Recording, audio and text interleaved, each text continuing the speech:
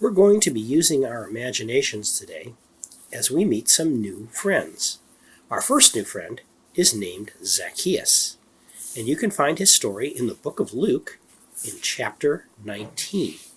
Our other new friend is named Sarah, and she has a podcast called All Things Jericho.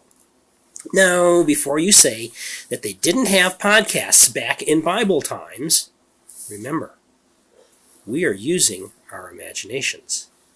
Let's watch as Sarah interviews Zacchaeus and learns what happened when Jesus noticed him. Hi, this is Sarah from ATC, All Things Jericho, with another podcast, talking with someone from the Jericho scene. Today, we are talking with Zacchaeus, the tax collector. Hello, Zacchaeus. Hi, Sarah. Thank you for letting us come to your new house. I know that we tried to talk with you at your older, much bigger house, but we could never get past your guards. So all of the interested people in Jericho want to know this. Why did you sell your big house? After all, you are the richest man in Jericho. Well, Sarah, I used to be, but I promised Jesus that I'd help out poor people, so I sold the house and I'm giving away all of the money I stole from them when I was dishonest. When you say Jesus, do you mean that teacher that went through here a little while ago? Why would you keep a promise to him of all people? After all, you have a reputation for being one of the most, well, let's say, dishonest and tricky people in Jericho.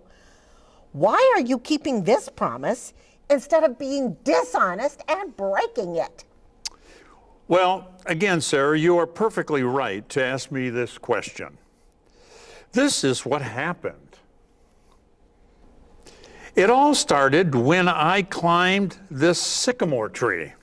Climbed a tree?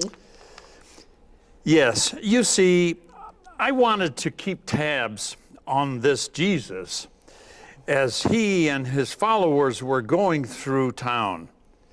You see, I'm not very tall, and you never know what can happen in a crowd. So I figured I'd hide in this tree and watch them go by. I thought that was a great plan. So what happened? Well, first Jesus and his followers came along, and then... Hey, Zacchaeus, I see you up there. I hear that you have a really great house and that you know how to throw a party. I want to go to your house. Come on down here and let's get going. I'm not sure why, but I was excited that a holy man like Jesus would want to come to dinner at my house, the house of a dishonest man. So what did Jesus do? He just ignored all those people who followed us and walked with me to my house. Can you just believe this crowd? Is this the craziest thing? Look at what's this guy? What does he think he's doing? I mean, that Zacchaeus guy is really mean. Not only mean, but stingy, you know? Yeah, what happened then? Well, when we got to my house, we had a party. I really enjoyed myself. People seemed to like me for who I was and not for what they could get from me, and it was all because of Jesus.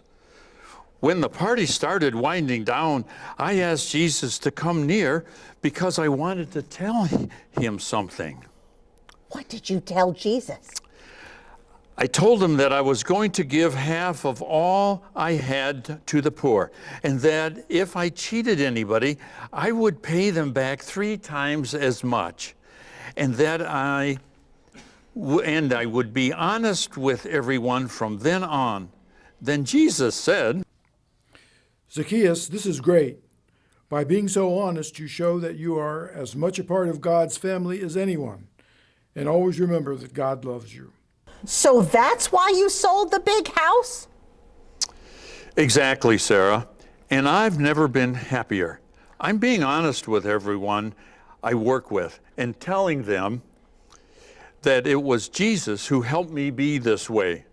I am really liking that people are learning to trust me because of my honesty.